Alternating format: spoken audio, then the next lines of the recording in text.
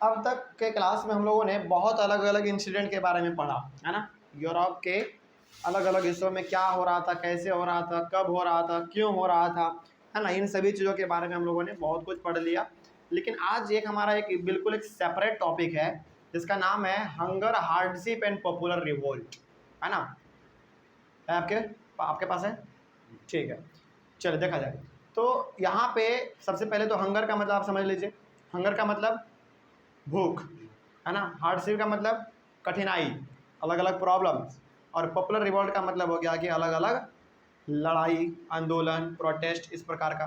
तो इन्हीं चीज़ों के बारे में हम लोग थोड़ा सा पढ़ लेते हैं। क्या लिखा हुआ है देखिए ध्यान से। The 1830s were the years of great economic hardship in Europe. Europe में एक ऐसा समय आया था 1830 के आसपास। यूरोप में एक ऐसा समय आया था 1830 के पास आसपास जहाँ पे कि बहुत ज़्यादा लोगों को परेशानियों का सामना करना पड़ रहा था। अब ये परेशानी क्या क्या था, क्या क्या परेशानी था, जानते हैं इसके बारे में। सबसे पहला है पॉपुलेशन एक्सप्लोजन।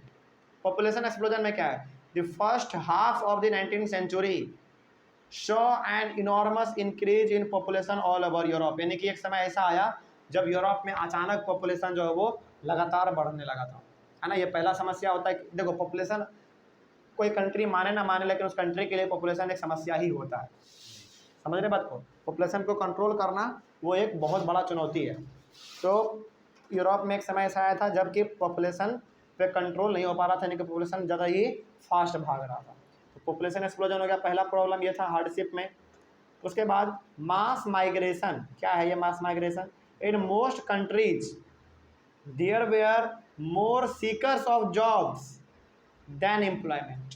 मतलब कि मास माइग्रेशन में आप ये पढ़ रहे हैं, आप ये जान रहे हैं कि जितना ज़्यादा नौकरी है उससे कई ज़्यादा लोग उसके लिए भाग रहे हैं।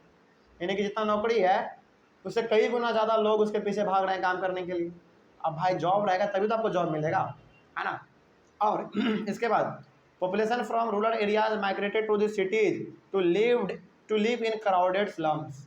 तो अब यहाँ पे क्या हो रहे थे, लोग धीरे धीरे गाँवों से शहरों की ओर स्विच हो रहे थे, क्योंकि उनको ऐसा लग रहा था कि अब जो है यूरोप में धीरे धीरे हमको रोजगार, यूरोप के शहरों में हमको रोजगार मिलेगा, ऐसा इनका मानना था, है ना। यानी कि बहुत ज़्यादा माइग्रेशन यहाँ पे हो रहा था, यानी कि लोग बहुत ज़्यादा एक जगह से यानी कि अपने गांव से शहर की ओर आ रहे थे रोजगार खोजने के लिए, है ना, काम वाम खोजने के लिए। और वो जब शहर में आए तो उनको बहुत दिनों तक स्लम्स एरिया में बिताना पड़ा, है ना, झुग्गी झुपड़ियों में, इस प्रकार के जगहों पर उनको रहना पड़ा। उसके बाद क्या है तीसरा problem, industrialisation and its impact on local producers. ये तीसरा प्रॉब्लम है। क्या है तीसरा प्रॉब्लम देखिए, small producers in towns were often faced with steep competition from import of cheap machine made goods from England. अब इंग्लैंड उस समय पे ना बहुत ज़्यादा अपना फैक्ट्री इस्टेब्लिश कर रहा था। यानी कि इंग्लैंड में जिस समय के दौर के बारे में हम लोग पढ़ रहे हैं 1830 का, उस समय पे इंग्लैंड में बहुत ज़्यादा फटाफट इंडस्ट्रीज जब इस्टेब्लिश हो रहा था फटाफट। तो अब अलग अलग इंडस्ट्री यहाँ पे फैल रहा था इंग्लैंड में। अब क्या हो रहा था, इंग्लैंड से एकदम मशीनों में नए नए सामान बनते थे, वो भी बहुत फास्ट बनते थे, और ये लोग सामान मशीनों से बना के अलग अलग जगह में बेचा करते थे। अब जहाँ ये लोग जहाँ जहाँ बेचते थे वहाँ वहाँ के छोटे मोटे प्रोड्यूसर को क्या हो गया, कंपटीशन का सामना करना पड़ा। क्योंकि देखो यदि मशीन में कोई चीज़ बनता है ना तो वो सस्ता होता है, पहली बात तो ये। दूसरी बात, जो बनता है वो बहुत ज़्यादा बनता है कम समय में, है ना। तो जो इंग्लैंड में इंडस्ट्री स्टैब्लिश किया गया था बहुत ज़्यादा था वहाँ पे, उस समय पे इंडस्ट्री फैक्ट्री अलग अलग था, मशीन अलग अलग था। तो उससे कम समय में ज़्यादा सामानों को बनाकर कम दामों में वो बेचा करते थे। तो इससे जो छोटे मोटे हमारे प्रोड्यूसर थे जो कि अपने सामानों को बना के बेचा करते होंगे, उनको यहाँ पे नुकसान हो गया, है ना, क्योंकि मशीन से कम समय में ज़्यादा सामान बन रहा था, बड़ा सस्ता भी बन रहा था। आगे चौथा प्रॉब्लम क्या है, high food price. Peasants struggle under the burden of federal dues and obligation. The rise of food prices or a year of bad harvest lead to widespread pauperism in town and country. इसका मतलब क्या हुआ? इसका मतलब ये हुआ कि high food price topic में आप ये जान रहे हैं कि सबसे पहली बात तो देखिए, किसान लोग ना लोन लेते थे, है ना, ज़मींदारों से, अलग अलग ज़मींदारों से लोन लेते थे कि भाई हमको पैसा दे दो, हम खेती करेंगे, बाद में पैसा हो जाएगा तो हम आपको पैसा वापस कर देंगे। तो पहली बात तो उनके ऊपर ये बर्डन था, है ना, फीड ड्यूज। उसके बाद अब अनफॉर्चुनेटली उनका एक साल मतलब उनका जो है ना पूरी तरीके से फसल भी बर्बाद हो गया, मतलब कि अच्छा फसल नहीं हुआ। अब ज़रा सोचो, पहली बात तो आपने कर्ज ले रखा है, दूसरी बात आपका फसल अच्छा नहीं हुआ, तो फसल अच्छा नहीं हुआ इसका मतलब क्या पूरा बर्बाद हो गया फसल? नहीं, हल्का फल्का तो हुआ ही होगा।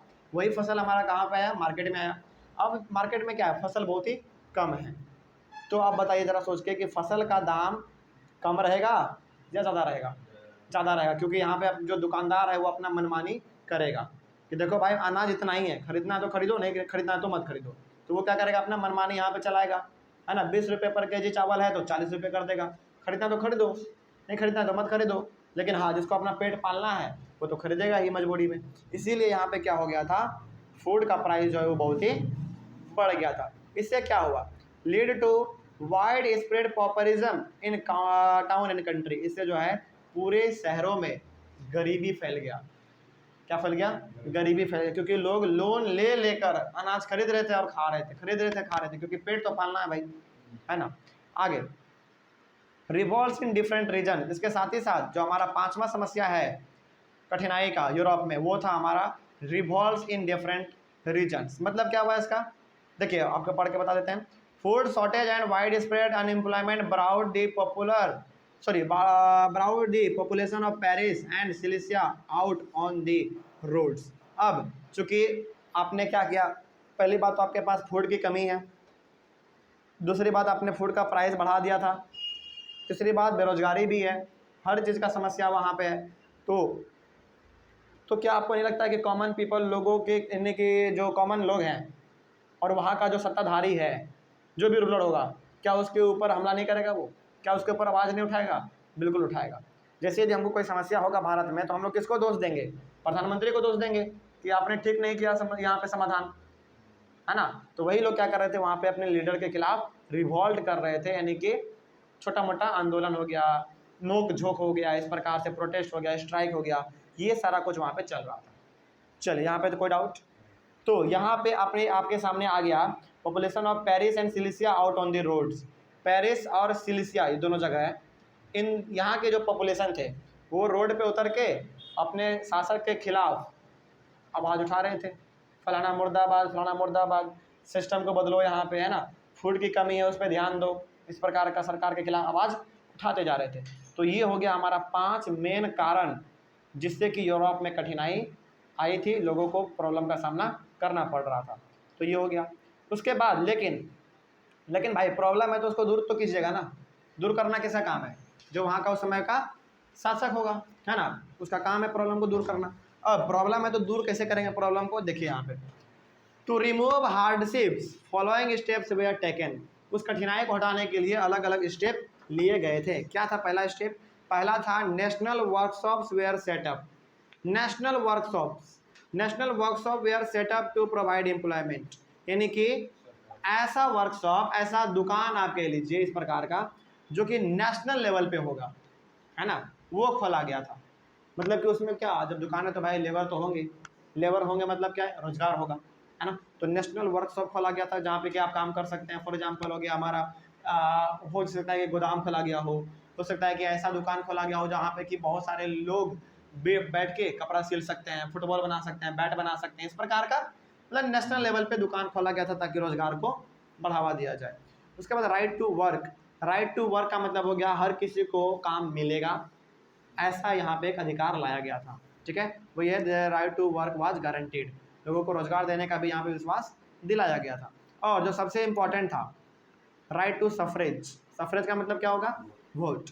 A National Assembly granted suffrage to all adult males about 21 years old। जो भी एडल्ट मेल्स हैं केवल, देखो यहाँ पे वोमेन नहीं है।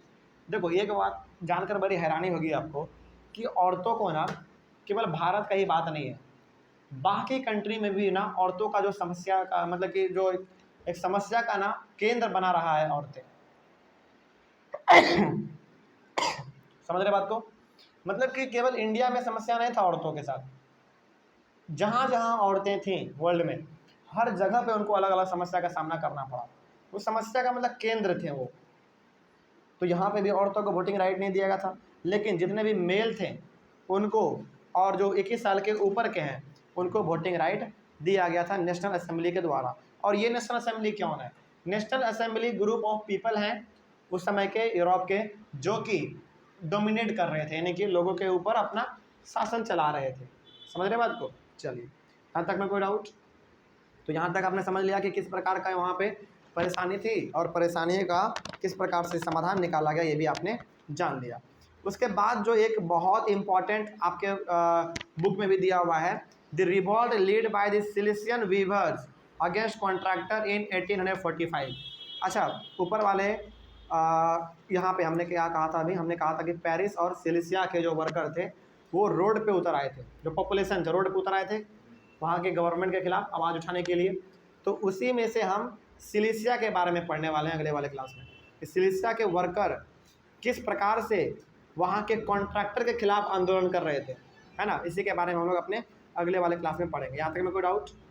चलिए, तो मिलते हैं फिर हम लोग अपने अगले वाले क्लास में, और उसमें हम लोग ये जानेंगे कि सिलिसिया के जो वर्कर थे वो किस प्रकार से अपने कॉन्ट्रैक्टर के खिलाफ आवाज़ उठा रहे थे, है ना, क्या उसका समस्या था। इसी के बारे में हम लोग अपने अगले वाले क्लास में डिस्कस करेंगे। कोई डाउट यहाँ तक? चलिए, थैंक यू वेरी मच।